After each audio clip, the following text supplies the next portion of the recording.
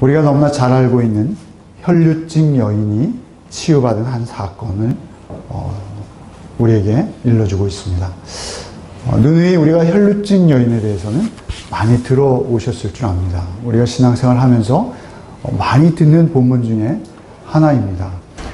그러나 사실 우리가 이 본문을 접할 때, 우리가 이 본문을 들을 때 한 가지 분명히 우리가 알아야 되고 또 기억해야 될 것이 있습니다. 그것은 무엇이냐면 이 본문이 역사적 사실로 우리의 역사 가운데 걸어 들어오셨던 하나님의 아들 예수께서 이 땅에서의 삶을 사시는 동안 우리에게 보이셨던 일이라는 사실입니다. 이 일은 그저 우리가 공교에 만들어낸 것이 아니라 하나님의 아들 되시는 그분께서 이 땅에서 그분의 공생애를 보내실 때 우리에게 있었던 한 사건을 구체적으로 기록한 것입니다. 우리는 이 사건을 통해서 예수, 그는 누구이신가? 그리고 그분은 왜 이 땅에 오셨는가? 그리고 이 땅에 오셔서 그분께서 이루신 일은 무엇인가? 이것을 우리가 바로 아는 게 우리에게 가장 중요한 것입니다. 예수께서 이 땅에 오신 목적과 이루신 일과 또 우리에게 그 일의 결과로 나타난 우리의 생애와 삶의 변화를 우리가 분명히 깨달아 하는 것, 그것이 우리에게 가장 큰 축복이라는 사실입니다. 그래서 오늘 이 가련하고 참으로 불쌍했던 한 여인의 삶과 예수의 만남을 우리가 간접 체험을 통해서 역시 우리가 만났던 예수 그리스도, 우리가 경험했던 예수 그리스도, 또한 우리의 삶 속에 계속 만나야 할 그분은 누구이신지, 그분은 우리에게 어떤 의미인지 깨달아 하는 복이 있으시기를 바랍니다. 25절부터 한번 본문을 같이 묵상하며 그때 그 자리로 우리가 나가겠습니다. 25절에 보시면 12회를 혈루증으로 알아온 한 여자가 있어, 이렇게 설명하시죠. 12회면 12년입니다. 특별히 성경에서 12이라는 숫자는 완전수입니다. 유대인에게 있어서. 12제자, 우리 잘 알죠. 12이라는 숫자는 굉장히 많이 자주 등장합니다. 하늘의 수 3, 땅의 수 동서남북 4. 그래서 12, 완전수, 충만수입니다. 12회를 혈루증으로 알았다는 것은 이 혈루증이 굉장히 깊어졌고 이 여인에게는 거의 운명적으로 받아들일 수밖에 없는 불치의 병이었다는 것입니다. 이것은 치유할 수 없는 병이었습니다.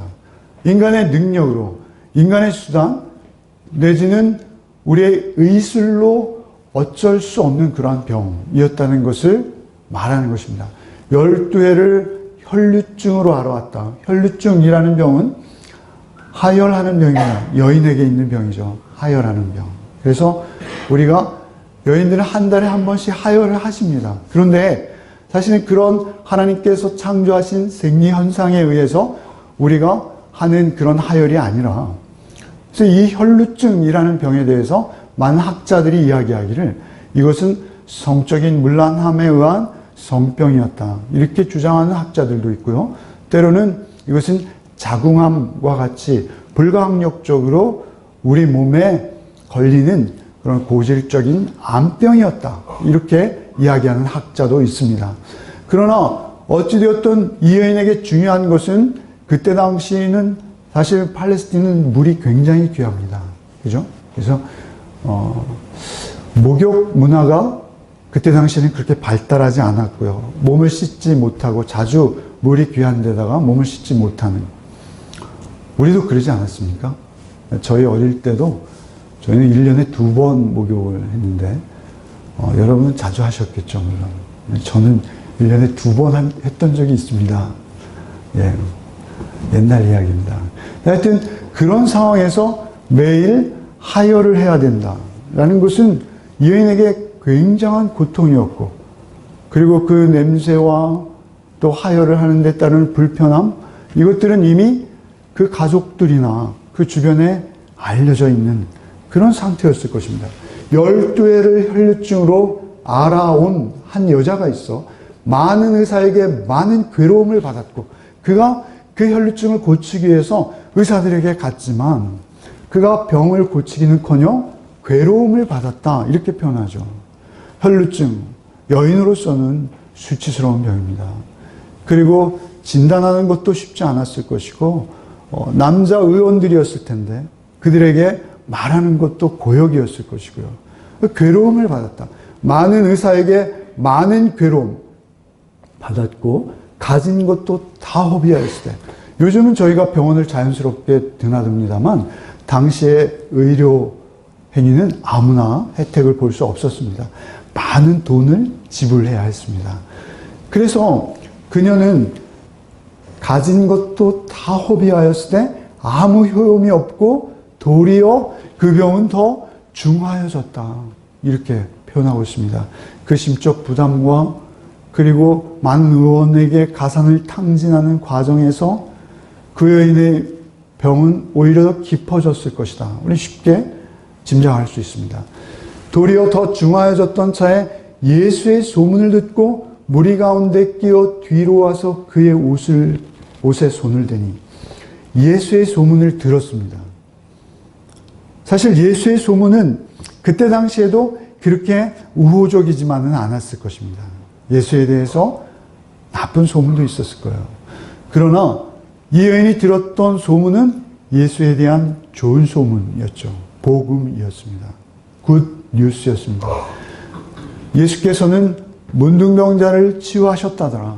예수님께서는 거라사의 광인을 미친 자를 치유하셨다더라. 바다 건너편에서. 그리고 예수께서는 오셔서 때가 찼고 하나님의 나라가 이것을 회개하고 복음을 믿으라 라는 회개와 복음의 메시지를 전파하신다 하더라. 그런 예수님의 제자들이 또 나가서 회개를 전파하는 그 구원의 복음을 전파하시는 분이라더라 라는 소문을 이 기사를 듣고 있었습니다. 그래서 그 소문을 듣고 무리 가운데 끼어 뒤로 와서 그의 옷에 손을 대니 뒤로 왔어요. 사실 예수 앞에 나와서 저는 혈루증입니다. 주님 저에게 은혜를 베푸사 저를 좀 치유해 주세요. 병 낫기 원합니다. 이렇게 말하는 건 자연스러운 일일 것입니다. 그러나 그 여인은 그렇게 나올 수도 없는 처지였습니다. 왜냐하면 레위기 5장에 보면 혈루병 여인은 사실은 유대인에게 있어서는 치명적인 병입니다. 여인이 정상적인 하혈이 아닌 하혈을 할 때 그것을 레위기에서는 부정하다라고 여깁니다. 왜냐하면 그때 당시에는 몸에서 고름이 나온다거나 하혈한다거나 이런 것들은 전염병일 위험성이 많습니다. 그래서 그때 당시에 그런 몸에서 어떤 유출되는 그러한 병들은 격리하는 것을 원칙으로 하고 있었습니다. 그래서 그 여인이 그 많은 군중들 가운데 나온다는 것은 사실 무리였습니다. 더군다나 랍비, 곧 그들에게 하나님의 말씀을 가르치는 선생으로 잘 알려져 있습니다. 그리고 이미 유명세를 많이 얻으신 분이십니다. 그런데 그런 분에게 나와서 여인의 몸으로 남정네, 그것도 사회적으로 많이 주목받고 있는 유명 인사가 되어버리신 그러한 분에게 나와서 만난다는 것 자체가 불가능한 것이죠. 사실 문둥병자와 같이 이 유출병자도 대중들이나 사람들을 마주치면 나는 부정합니다, 부정합니다 이렇게 외치도록 되어 있었어요. 나는 부정합니다, 나는 부정합니다 이렇게 외치도록 되어 있었어요. 그래서 이 여인은 사실은 무리와 군중 속에 섞일 수도 없을 뿐만 아니라 더군다나 누군가의 옷을 잡는다는 것은 자기의 부정을 의도적으로 그에게 옮기는 결과가 되는 것입니다. 그래서 지탄의 대상이 될 수 있고 심지어는 율법에 의해 돌에 맞을 수도 있는 그런 상황이죠. 그런데 그 소문을 듣고 무리 가운데로 끼어와서 그의 옷에 손을 대었습니다. 이것은 사실은 굉장한 각오와 믿음을 요하는 행위입니다. 그렇게 옷에 손을 대었어요. 그때 28절에 이는 내가 그 여인에게 옷에 손을 댄 연유를 28절 말하는 거죠. 이는 내가 그의 옷에만 손을 대어도 구원을 받으리라 생각함이라. 그러니까 그녀는 그냥 예수의 옷에 손을 댄 것이 중요한 것이 아니라 예수의 옷에 손을 댈 때 그녀는 믿음으로 나와서 예수의 옷을 붙들었다라는 것입니다. 그녀의 생각이 중요한 것이죠. 그녀의 생각은 무엇이죠? 내가 그분의 옷자락만 만져도 구원을 얻을 것이다. 이 구원이라는 단어는 소조라는 헬라어인데요. 이 구원이라는 것은 몸의 병을 치유함 받는 것을 포함할 뿐만 아니라 이 구원이라는 단어는 제가 말씀드렸듯이 설교했던 본문 중에 하나인데 마태복음 1장 21절 아들을 낳으니 이름을 예수로 하라. 이는 그가 자기 백성을 저희 죄에서 구원할 자이심이라 할 때 그 구원이라는 단어가 바로 이 소조라는 단어입니다. 그러니까 이 구원, 이 여인이 생각했던 그 생각은 무엇이냐면 옷가에 손을 대어서 병으로부터도 구원을 얻지만 또한 동시에 그는 예수 구원의 복음을 들었습니다. 그리고 예수를 만나면 자기의 모든 죄가 용서함 받고 하나님께 나갈 수 있다라는 소식을 듣고 있었던 것이 이 문장에서 드러나는 것이죠.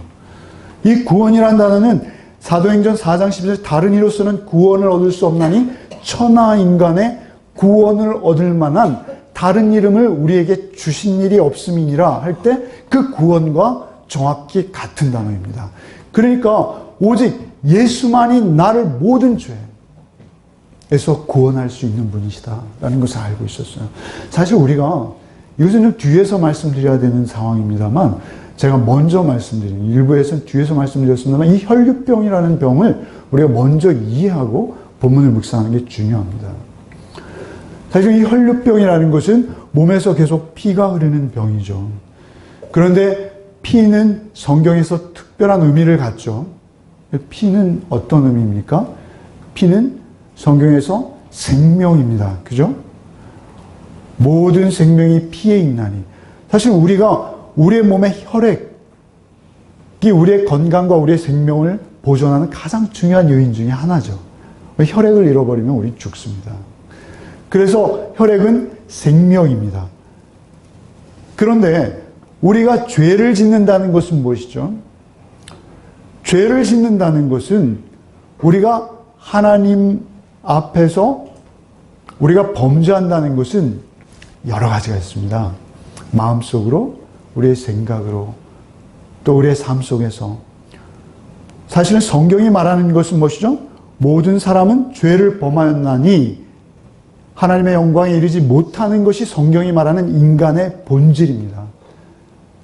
그래서 우리가 예수 만나기 전에 우리가 누군가를 사랑하잖아요. 사랑하는 것조차도 우리가 죄의 속성을 가진 죄인이기 때문에 내가 누군가를 사랑하면 그를 정말 유익하게 하는 것이 아니라 그에게 해가 될 수도 있습니다. 여러분 그런 말 이해하실 수 있는지 모르겠습니다. 우리가 이기적으로 그냥 무턱대고 사랑하는 것 유익하지 않습니다. 중요한 것은 우리가 하는 모든 행위들, 우리가 하는 모든 삶의 영역에서 우리는 사실은 죄덩이라는 것입니다. 그래서 유출병이라는 건 무엇이죠? 우리는 끊임없이 피를 흘리고 있는 상태라는 것입니다. 그래서 우리가 유출병이에요, 사실은. 우리는 죽음을 향해서 가고 있습니다. 우리의 몸은 점점 시간이 흐를수록 쇠약해지고 우리의 몸은 결국 사람은 한 번 죽는 것 하나님 정하신 것인데 그 죽음을 향해서 우리는 누구나 다 걷고 있습니다. 이제 막 태어난 그런 우리의 자녀일지라도 그들도 죽음을 향해 걷고 있는 것입니다. 탄생이라는 것 자체가 죽음을 향해 걷고 있는 거예요. 그러니까 피 흘리는 삶입니다. 우리의 삶은 성경이 말하는 피, 생명, 그 생명을 해하는 그러한 원죄적 자아를 가지고 태어난 우리. 그래서 그런 우리의 삶의 결과물로 우리가 내어놓는 것들은 때로는 아름다워 보일 수 있지만 그 아름답고 의로워 보이는 것조차도 우리에게는 오히려 죽음의 현상들을 불러일으키는 것일 수밖에 없는 운명을 우리가 스스로 가지고 있다는 것이 성경이 보는 인간관인 것이죠. 그러니까 이 유출병이라는 병은 이 여인만 걸린 것이 아닙니다. 사실은 예수께서 이 병을 치유하시는 과정과 그 모든 그 치유의 이적, 표적을 통해서 우리가 교훈되어지는 것은 우리가 바로 그 혈류병이라는 것입니다. 이는 내가 그의 옷에만 손을 대어도 구원을 받으리라 이렇게 생각했어요. 이에 그 혈류의 근원이 곧 마름에 병이 나온 줄 몸이 깨달으니라. 그런데 이 여인이 그렇게 나가서 예수님의 옷에 손을 대었을 때 이 여인은 스스로 알 수 있었습니다. 자기가 변한 것을. 예수에게 손을 댄다는 건 무엇이죠? 예수는 우리의 죄를 구원하시기 위해서 십자가에 죽임당하시러 이 땅에 오셨어요. 그러니까 예수, 곧 그분에게 손을 댄다는 것은 무엇이냐면 예수를 인격적으로 교제하기 시작했다는 것입니다. 그가 손을 댄다는 어떤 물리적 행위보다는 그의 마음에 예수의 옷가만 만져도 내가 구원을 얻을 것이다 라는 생각, 그 생각이 곧 성경에서 무엇입니까? 믿음인 것입니다. 믿음. 그래서 내가 죄를 짓고 늘 죄를 먹고 마시고 죄를 잉태하고 죄를 낳을 수밖에 없는 나의 이 본질, 이거 도저히 어떻게 내 스스로 할 수도 없는 이 죄의 깊은 뿌리, 이것은 불가항력인 거예요. 그래서 그 불가항력적 병을 내가 예수께 가지고 나오면 치유함 얻을 것이다 라는 생각을 가지고 이 여인이 예수께 나온 것입니다. 그리고 예수께 나와서 그 옷에 손을 댄 것입니다. 그것은 단순히 손을 대는 어떤 물리적 행위가 아니라 예수와 교제를 시작한. 그래서 내가 그의 옷에 손만 대어도 구원을 받으리라 생각하는 그 생각을 가지고 나와서 그 옷가에 손을 대었을 때 혈류의 근원이 곧 마르고 병이 나온 줄 몸이 깨달았어요. 어렵습니다. 경험한 사람만 아는 것이죠. 그러나 중요한 것은 이 여인은 몸에 그 혈류의 근원이라는 것은 샘이라는 단어입니다. 헬라어로. 그러니까 계속 피가 흐르고 피를 흘릴 수밖에 없는 어떤 원인, 그 원인이 한 번에 사라져버린 것을 여인은 깨달은 거예요. 그러니까 예수는 우리에게 어떤 존재인지를 사실은 말해주고 있는 것이죠. 근데 중요한 것은 그 여인이 그것을 깨닫고 30절에 예수께서 그 능력이 자기에게서 나간 줄을 곧 스스로 하시고 무리 가운데서 돌이켜 말씀하시되 누가 내 옷에 손을 대었느냐. 예수께서 그 능력, 예수의 능력은 무엇입니까? 예수의 능력은요, 우리에게 병을 고치시는 것이 예수의 능력이십니까? 그것은 예수의 능력의 극히 일부입니다. 그리고 예수께서 이 땅에 오신 것은 우리에게 병을 고치기 위해 오신 것이 아닙니다. 교회의 목적도 여러분의 병을 치유하는 것이 아닙니다. 여기는 예수의 목적은 우리의 영혼을 구원해서 우리가 죄로부터 자유함을 얻고 하나님의 영광을 위해서 그 빛나는 주의 자녀로서의 삶을 누릴 수 있도록 하시기 위해서 우리의 죄를 대신 지시고 피 흘리시기 위해서 오신 것이 예수의 목적이고, 그리고 그것이 예수의 능력입니다. 그런데 그 예수의 능력이 자기에게서 나간 줄을 아셨습니다.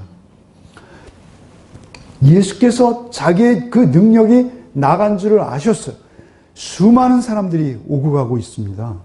그런데 어떤 한 여인이 몰래 와서 그 옷자락의 끝을 살짝 터치했습니다만 예수께서는 정확히 아시는 것입니다. 왜냐하면 예수는 하나님의 아들이십니다. 우리의 마음과 우리의 생각과 우리의 마음에 가장 작고 사소한 생각일지라도 그분은 낱낱이 아시는 분이십니다. 그분 앞에 우리가 나왔을 때 예수께서 그 목적을 가지고 오셨는데 그 목적에 가장 합당한 목적을 가진 한 여인이 예수께 와서 그 능력을 힘입고자 그 옷을 만졌을 때 예수께서 왜 모르셨겠습니까? 예수가 가장 주고 싶어 하시는 그 능력이 자기에게서 나간 것을 즉각하시는 것이죠. 그래서 예수께서 그 능력이 자기에게 나간 줄 스스로 아시고 무리 가운데 돌이켜 말씀하셨습니다. 누가 내 옷에 손을 대었느냐? 예수님께서 사실은 이렇게 말씀하시는 것이 그 여인에게는 부담일 수 있습니다. 그러나 축복입니다. 결국은 누가 내 옷에 손을 대었냐 하시니 제자리 여짜오되 무리가 에워싸미는 것을 보시며 누가 내게 손을 대었냐 물으시나이까? 누가복음에서 베드로라고 말하고 있습니다. 베드로가 즉각 예수님께 반문하는 것이죠. 아니 사람들이 이토록 많은데 그들이 지금 밀고 밀치고 예수님께 와서 닿는 사람들이 수없이 많은 가운데 주님 누가 주님께 손을 대었느냐니요? 그건 갑자기 돌연 무슨 의미의 질문이십니까? 말도 안 되는 질문 아니십니까? 이렇게 반문하고 있는 것이죠. 사실 주님께서는 그 옷자락으로 우리의 성전을 덮으시기 원하십니다. 주님의 예배당, 특별히 주님께 나오는 모든 자에게 그 능력 행하시기를 원하십니다. 그러나 중요한 것은 우리가 그 능력을, 그 은혜를 입기 위해선 우리의 믿음을 전제로 합니다. 그래서 우리가 그 예수를 향한 믿음, 다른 것이 아닌 예수를 향한 믿음으로 우리가 그 앞에 나올 때 그 능력을 힘입게 되는 것입니다. 그 놀라운 능력의 경험은 오직 믿음을 전제로 하지 않고는 불가능한 것이라는 것입니다. 그래서 예수께서 그 여인을 아시고 누가 내게 손을 대었느냐 물으시나이까? 라는 그 베드로의 물음을 들으시면서도 32절에 계속 예수께서 이 일 행한 여자를 보려고 둘러보시니 그렇게 반문하는 베드로 앞에서 여전히 그 여인을 찾고 계셨다라는 것입니다. 사실은 그 여인이 누구인지 예수님은 아십니다. 그리고 직접 그분의 시선을 그 여인에게 줄 수 있습니다. 그러나 주님께서는 그렇게 하지 않으십니다. 이유는 무엇입니까? 주님은 우리의 인격을 그렇게 무시하시는 분이 아니십니다. 하나님께서는 우리를 창조하실 때 우리에게 자유로운 의지를 주시는가 하면 우리에게 인격을 주셔서 우리가 하나님을 선택하고 교제의 자리로 나올 수도 있고 그 반대로 행할 수도 있는 선택의 여지를 우리에게 주시는 분이시죠. 중요한 것은 이 여인의 자발적인 간증을 주님은 바라셨습니다. 그래서 이 행한 여자를 보려고 둘러보시고 계셨어요. 사실은 이 길은 굉장히 바쁜 길이었습니다. 야이로 회당장이 그 가버나움의 그 큰 도시의 당회장 목사가 목수였던 예수 앞에 나와서 무릎을 꿇고 엎드려서 내 딸이 병낫게 해주십시오. 내 딸이 구원받게 해주십시오. 라는 간절한 간구를 받았습니다. 사실은 그 큰 도시의 회당은 하나일 텐데 그 회당의 회당장이 나와서 목수였던 예수 앞에 무릎을 꿇고 간구하는 것은 있을 수 없는 일입니다. 그것은 마치 그 꿇어 엎드려 간구함에 이렇게 하거든요. 꿇어 엎드린다는 건 어떤 신을 향한 경배의 모습입니다. 유대인들에게 있어서 인간이 인간 앞에 꿇어 엎드린다는 것은 극히 드문 일입니다. 더군다나 그 회당장의 신분을 가진 자가 그렇게 급박하게 그의 요구를 듣고 그의 집으로 가고 있는 사이예요. 아시죠, 여러분? 그렇게 가고 있는 바쁜 와중에 예수님께서는 거기서 지체하십니다.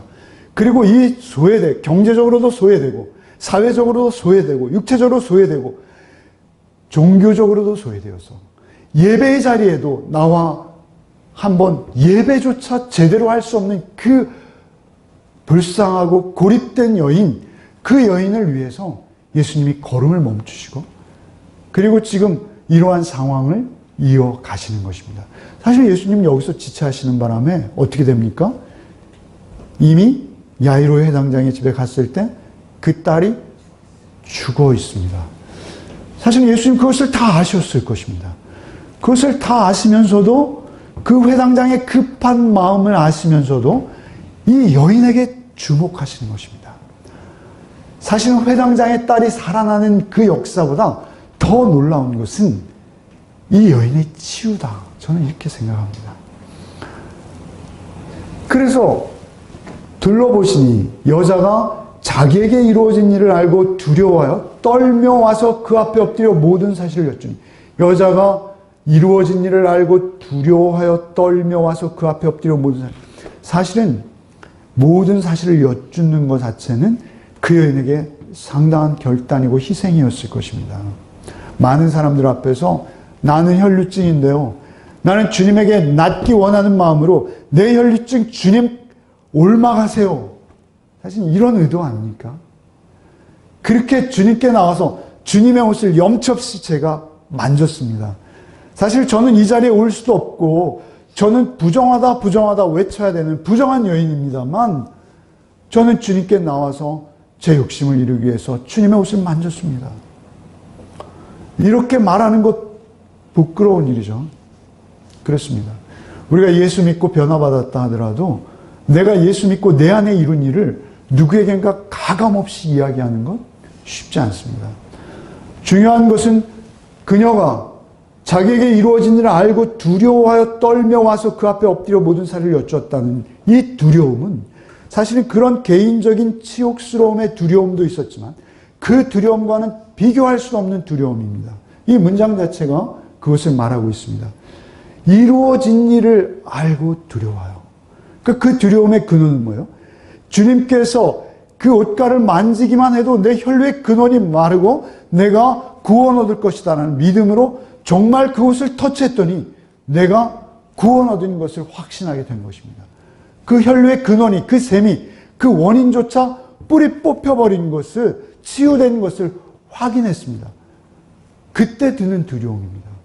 그것은 우리 인간이 하나님 앞에 설 때 느끼는 두려움입니다. 우리 하나님은 절대의이십니다. 그래서 우리가 하나님 앞에 선다는 것은 두려움입니다. 우리가 내가 스스로 내가 하나님인 것처럼 사는 우리가 정말 살아계신 하나님의 임재 앞에 나가는 것은 죽음입니다. 여자가 자기에게 이루어진 것을 알고 두려워하여, 이것을 성경에서 이 두려움을 경외라고 하는 것입니다. 하나님을 향한 경외감, 그 경외감이 자기에게 임한 것이죠. 그 두려워하여 떨며 나와서 모든 사실을 여쭙니다. 사실은 이제는 사람들은 두려워지지 않았습니다. 이제는 사람들이 두렵다면 그 여인은 자기의 처지와 자기의 간증을 낱낱이 말할 수 없습니다. 그런데 그 여인은 이제는 하나님이 자기를 부르시는 그 부르심 앞에 초청에 응해서 그 앞에 나와서 자기에게 이루신 일과 되어진 일을 말하는 것입니다. 누가복음 8장에 이 상황을 이렇게 말해요. 누가복음 8장 40절에 여자가 스스로 숨기지 못할 줄을 알고 떨며 나와 엎드려 그 손댄 연고와 곧 나은 것을 모든 사람에게 구하니, 두 가지를 말했어요. 손댄 이유, 자기가 예수께 나와서 손을 댈 수밖에 없었던 그 자기의 형편과 처지를 낱낱이 말하고, 손을 댄 이유를 말하고, 그리고 그렇게 손을 대었을 때 자기에게 이루어진 일들을 말한 거예요. 그렇게 모든 사실을 여쭈니 예수님께서 왜 이렇게 원하셨을까요? 예수님 왜 이렇게 원하셨을까요? 사실은 예수님께서는 그 제자들과 거기에 모인 모든 무리들에게 경고하고 싶고 교훈하고 싶으셨습니다. 나는 너희의 병만을 고치러 온 자가 아니고, 아니, 병을 고치는 건 오히려 사소한 것이고, 나는 너희가 나와 교제하기 원하고, 너희가 나로 인해서 그 은혜를 입고 모든 죄로부터 자유함을 얻어 내 자녀가 되는 것을 원해서 내가 너에게 왔고 그 일을 이루기 위해 십자가를 진다. 사실 이 말씀이 하고 싶으셨던 것입니다. 그 말씀이 하고 싶었어요. 그래서 그 말씀을 교훈하시기 위해서 너가 혈류의 근원이 마르고 혈류증이 나은 것, 그거는 사실은 굉장히 미신적이고 신비적이고 어떤 그런 경험이 될 수 있어요. 사실은 그 병에서만 노임 받은 것을 그들이 은혜로 여긴다면 그것은 값싼 은혜입니다. 그것은 값싼 은혜일 뿐만 아니라 구원받는 은혜와는 상관이 없는 은혜가 될 수 있습니다. 주님께서는 그 여인의 입을 통해서 사실은 주님이 누구이신지를 모두에게 말하기 원하셨어요. 어떨 때는 비밀을 원하시는데 어떨 때는 그것이 선포되어지기를 원하시는 그러한 상황. 제가 지지난주에 말씀드렸죠. 그렇게 모든 사실을 여쭐 때 예수께서 이르시되 딸아 내 믿음이 너를 구원하였으니 평안히 가라 내 병에서 놓여 건강할지어다. 이 선포를 받게 되는 것입니다. 여러분 병노임을 받는 것, 그래서 정말 옷가를 만져서 그 여인이 몰래 그 병을 고침받고 평생을 살아간다. 상상을 해보십시오. 병은 고침을 받았을지 모르지만 그 여인의 심중에 예수와의 교제는 풍성히 이루어질 수 없었을 것입니다.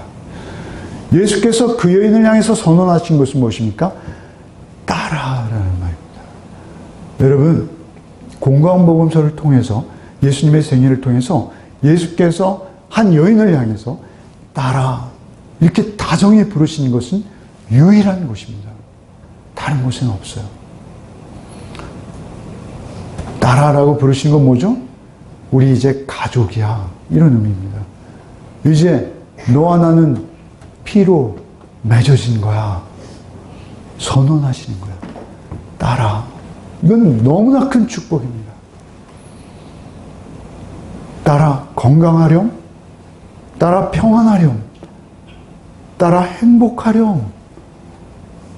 주님이 우리에게 원하시는 말입니다. 우리가 죄사함 없이 주님과 인격적 만남과 교제가 없이 평안할 수 없고 행복할 수 없고 건강할 수 없습니다. 사실은 그 자리로 그녀를 초청하기 위해서 예수님께서 누가 내 옷에 손을 대었느냐.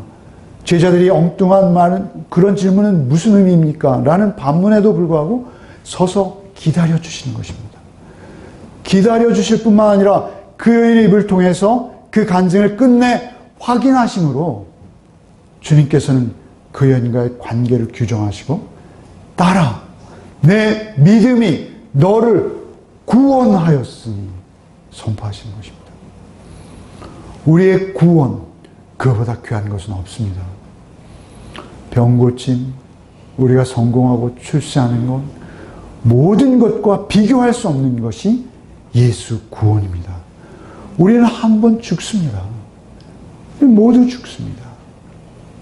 제가 늘 말씀을 드려서 너무 죄송합니다만 오늘따라 우리 연로한 권사님도 오셨고 제가 말씀으로만 누누이 들었던 우리 김현수 집사님의 기도 제목에 1번으로 늘 등장하시는 우리 현수 집사님의 외할머님 예. 오셔서 네 김현수가 변했어요. 네. 그 외할머님도 오셔서 제가 이런 말 하기는 죄송한데요. 사실은 네. 김현수 집사님이 변화하셨어요. 제가 보기에도 변화하셨어요. 사실 중요한 것은 우리 할머니께서 오늘 처음 교회에 오셨잖아요. 그런가요? 아닌가요? 네. 얼마나 기쁜지 모르겠습니다. 너무 감사하고요. 근데 중요한 것은 그런데 우리가 이 구원이라는 것이 중요하다는 것을 제가 말씀드리는 것이죠. 그래서 무엇이냐면 우리 권사님이나 연로하신 우리 할머님 앞에서 할 얘기는 아닙니다만 우리의 인생은요. 제가 서두에 말씀드렸습니다만 우리 지금 막 태어나는 자녀도 사실은 유출병, 그 죽음을 걸머쥐고 우리는 우리의 여행을 시작합니다. 그래서 우리가 사실은 언제 우리가 하나님의 부름을 받을지 우리 권사님보다 제가 먼저 부름을 받을지 누구도 모르는 것입니다. 오직 이 땅에서 우리가 하나님 부르실 그날을 바라보며 죄사함 받고 하나님 앞에 구원받은 하나님의 자녀로서 우리가 그 영원한 벌, 영원한 저주의 죽음에서 구원받아 하나님의 영원한 생명으로 우리가 영원한 복락 가운데 우리 교회 공동체 한 가족이 영생의 삶을 누리게 되는 구원보다 귀한 것은 없습니다. 1년 52주 저는 늘 구원만 설교하고 싶습니다. 구원에 대한 묵상이 짧아서 그렇게 할 수 없습니다. 그러나 여러분, 구원의 묵상이 깊으면 깊을수록 그것만 여러분에게 복이 되는 줄 아시기 바랍니다. 그 구원의 반석 위에, 그 기초 위에 여러분이 여러분의 삶을 쌓아갈 때 하나님께서 딸아, 아들아 부르시는 거예요. 내 믿음이 너를 구원하였다. 내 믿음이 너를 구원하였다. 평안히 가라. 그 믿음으로 구원받은 자만이 하늘로부터 임하는 평안, 그 평안을 누릴 수 있습니다. 이 땅에 어떠한 환경이나 어떠한 고난이나 어떠한 병고나 결국은 우리는 병들어 죽을 수밖에 없습니다. 그런 우리의 상황 가운데서도 우리가 그때도 주님 날 구원하신 주님 감사합니다. 영광 돌리고 주님 앞에 감사의 찬양을 올려드릴 수 있는 기쁨을 소유하는 것, 그것은 오직 그 구원의 확신밖에 없는 것입니다. 그 구원의 확신은 우리가 인격적으로 예수를 믿는 마음으로 예수의 옷가를, 그 피 묻은 옷가를 날마다 만지는 것입니다. 그래서 그 여인이 그 옷가를 만지러 나온 것을 주님은 너무 기뻐하시는 거예요. 기뻐하시는 거예요.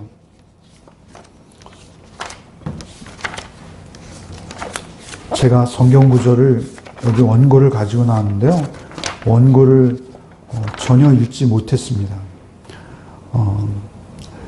사실 예수님께서 오신 목적이 가장 잘 드러난 곳이 어디입니까? 그것은 마가복음, 오늘 우리가 읽는 마가복음 2장 17절 말씀에 예수께서 바리새인들과 언쟁하시는 중에 예수님께서 이렇게 말씀하십니다. 예수님께서 바리새인들이 왜 세리, 왜 죄인들, 저 민족 반역자, 자신들의 부귀영화를 위해서 민족을 팔아버리고 그리고 부귀영화만 누리는 저 철없는 죄인들과 주님 식사하십니까? 라고 바리새인들이 주님을 향해서 그 죄를 들춰내고자 할 때 주님께서 이렇게 말씀하시는 거예요. 2장 17절 예수께서 들으시고 그들에게 이르시되 건강한 자에게는 의사가 쓸데없고 병든 자에게라 쓸데 있느니라. 나는 의인을 부르러 온 것이 아니요 죄인을 부르러 왔노라. 주님은 어느 의로운 자를 부르러 오신 것이 아니라 나의 욕심과 나의 죄 때문에 오히려 이스라엘의 역사에 가장 추하게 남을 수도 있었던 그 세리를 구원하시고자 하시는 그러한 마음으로 오신 거예요. 사실 우리가 세리 아닙니까? 여러분, 우리가 다 애국자입니까? 아닙니다. 우리는 다 우리의 유익을 위해서 언제든지 나라를 향해 등을 돌릴 수 있는 자들입니다. 그럼에도 불구하고 주님께서 우리에게 오신 이유는 무엇입니까? 우리를 그 모든 죄로부터 구속하셔서 하나님의 거룩한 죄로부터 구별되어진 하나님의 백성으로 우리를 새롭게 하시기 위해서 오셨어요. 그게 예수님의 오신 목적이에요. 그래서 1장 14절에 어떻게 하십니까? 예수께서 불쌍히 여기사 문둥병자를 치유할 때 손을 내밀어 그에게 대시며 이르시되 내가 원하노니 깨끗함을 받을지어다. 문둥병자는 죽을 병입니다. 문둥병자는 하늘로부터 받은 업이라고 여겼습니다. 그래서 그 문둥병은 반드시 죽는 병이에요. 그 반드시 죽는 병, 그 저주스러운 병, 그래서 부정하다 부정하다 외치며 사람들 앞에 나올 수 없는 그 문둥병자를 굳이 율법을 어기시면서 손을 안 대시고 선언하셔도 되는데 그 죄된 몸에게 손을 얹으시고 손을 내밀어 손을 얹으시고 깨끗함을 받을지어다. 깨끗함을 받을지어다. 치유함을 받을지어다가 아니라 깨끗함을 받을지어다 선언하시는 것입니다. 예수님께서 복음서를 읽어보시면 예수님의 생애를 묵상하시다 보면 예수님의 생애를 통틀어서 예수님이 가장 심각하게, 가장 말씀에 힘을 주어서 말씀하실 때가 있어요. 그게 무엇이냐면 내가 반드시 죽고 다시 살아나야 할 거야 라는 말씀을 제자들에게 한 번 말했어도 못 듣죠. 두 번 말해도 못 듣죠. 세 번 말해도 못 듣습니다. 그 세 번째 제자들에게 말씀하실 때 그 말씀 바로 밑에 나오는 말이 있어요. 마태복음, 마가복음. 그 말씀에 주님의 모든 이 땅에 오신 목적이 들어있습니다. 인자에 온 것은 섬김을 받으려 함이 아니라 도리어 섬기려 하고 자기 목숨을 그들의 대속물로 주려 함이라. 우리에게 당신의 목숨을 당신이 피 흘려서 그 대속물로 주려 그 목적 이루시려 오신 거예요. 그런데 우리는 예수님을 엉뚱하게 오해한다는 것이죠. 이 혈루병 여인의 이름이 학자들이 베로니카라는 여인이라고 소개하고 있습니다. 전승에 의하면 성경이 아닌 성경 그 시대에 기록된 많은 전승들이 있습니다. 외경이라고도 하죠. 그런 전승들에 하면 이 베로니카라는 여인은 예수께서 골고다의 십자가를 지고 오르실 때 예수의 이마로 흐르는 그 피와 땀방울을 자신의 수건으로 닦아드렸던 여인이다. 이렇게 학자들이 말합니다. 그러니까 예수께서 골고다로 그 피 흘림의 자리로 나가실 때 그 피 흘림이 바로 자기가 유출병에 걸려있던 자기를 그 유출병만이 아니라 그 저주받을 영원한 죽음으로부터 구원하시기 위해서 당신이 피를 흘리시는군요 라는 것을 이해하고 깨달았던 그 베로니카라는 여인이 그 갈보리를 홀로 오르시는 예수에게 와서 그 생명을 무릅쓰고 생명의 위험을 무릅쓰고 예수의 흐르는 피를 닦아드렸던 그 여인.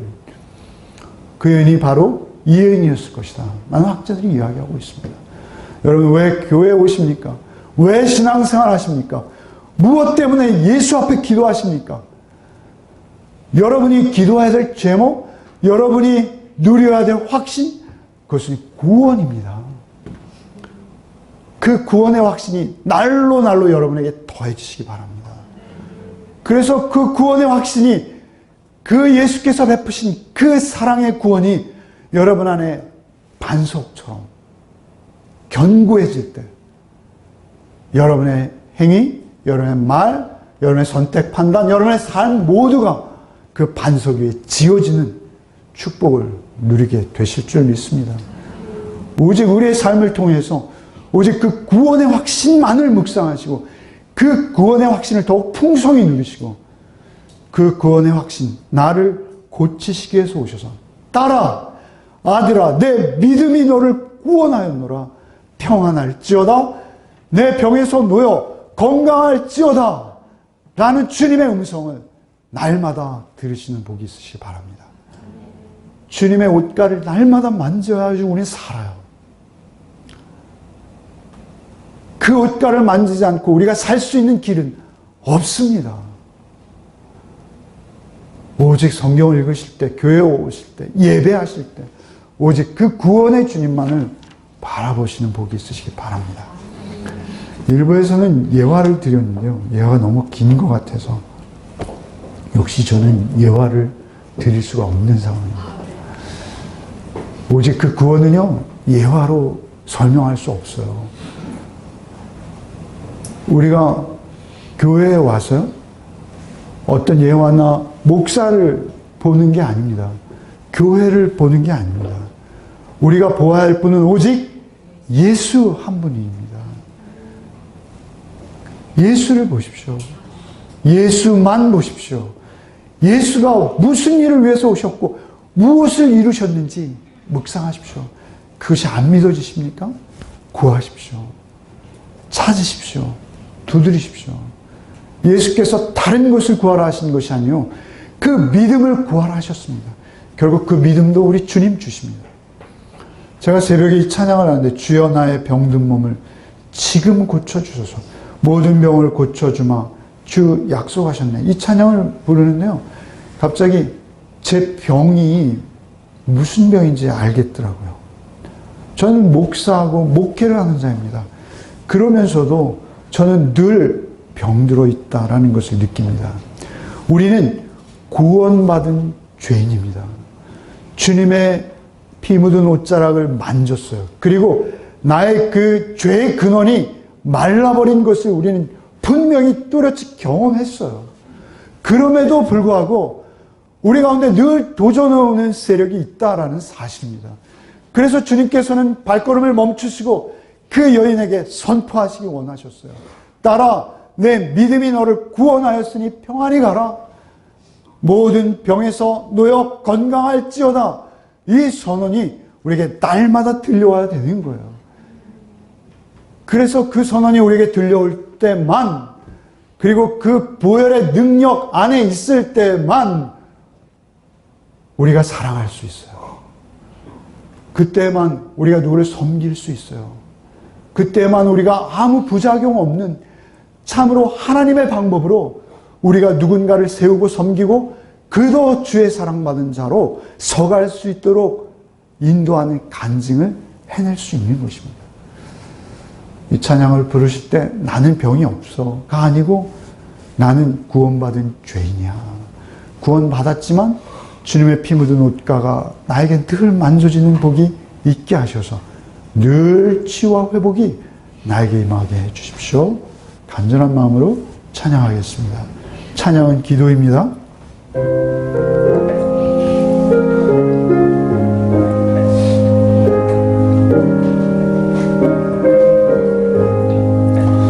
주여 나의 병든 몸을 지금 고쳐 주소서. 모든 병을 고쳐주마 주 약속하셨네. 내가 지금 굳게 믿고 주님 앞에 구하오니 주여 크신 권으로 곧 고쳐주소서. 나의 주님 뜻이라면 나를 고쳐주소서. 머리 위에 기름 붓고 날 고쳐주소서. 모든 것을 다 바치고 간구하는 나의 몸이 지금 주의 약속대로 곧 고쳐주소서. 주를 위해 살겠으니 나를 고쳐주소서. 내게서 간 모든 것은 다 주의 것이니 성령이여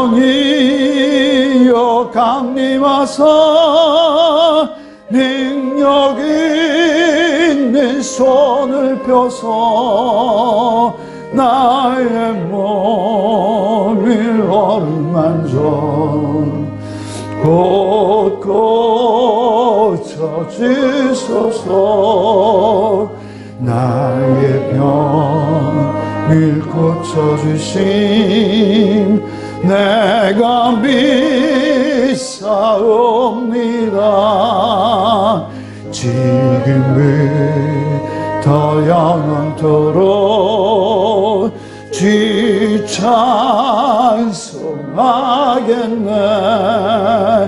나를 구원하신 말씀 어디든지 전하오리. 나의 병을 고쳐주신 참 감사합니다.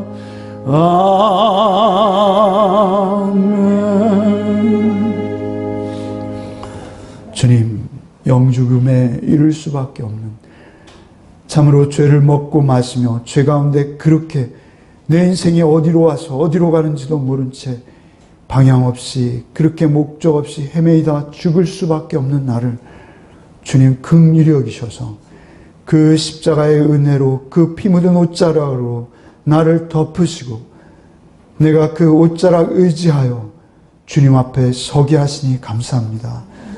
주님, 그 은혜로 말미암아 우리의 죄를 다 속하셔서 이제는 주님의 아들이요 주의 딸로 모든 병에 놓여 건강할지어다 라는 주님의 말씀이 나에게 항상 실현되어져서 이 땅에 어떠한 병마도 어떠한 사단 마귀도 우리를 틈타지 못하게 하시며 주 성령 안에서 늘 그 피 묻은 옷자락 부여잡고 주님 앞에 엎드려 주님만을 높이는 삶을 살게 하시니 감사합니다. 주님, 이 땅을 사는 동안 오직 주의 딸아, 주의 아들아, 우리를 부르신 그 부르심에 합당한 삶을 살게 하여 주옵소서. 그 옷자락 만지지 아니하고 우리가 그렇게 살아낼 능력이 없사오니 늘 그 옷자락 붙들게 하시고 그 옷자락으로 나를 덮으사 그 은혜의 능력으로 나를 인도하여 주옵소서. 한 주간의 삶 속에 다시 나아갑니다. 이 한 주간의 삶 속에서도 오직 그 능력, 나의 그 혈루의 근원이 마르게 하신 능력을 내가 스스로 늘 성령의 도우심으로 깨닫는 복이 있게 하여 주셔서 이 세상과 결코 타협하지 아니하고 세상 가운데서도 온전한 주의 자녀로 주의 빛된 삶, 주의 소금된 삶 살게 하여 주옵소서. 예수 그리스도의 이름으로 기도하옵나이다. 아멘. 이제는 우리 구주 예수 그리스도의 은혜와 하나님 아버지의 크고 극진하신 사랑하심과 성령의 교통감화 충만케 하시는 은총이 오직 주의 그 옷자락에 피 묻은 옷자락의 은혜를 의지하여 주의 아들로 주의 딸로 한 주간의 삶 속을 향해 나아가는 우리 가족들 위해 이제부터 영원토록 함께 계시기를 축원하옵나이다. 아멘.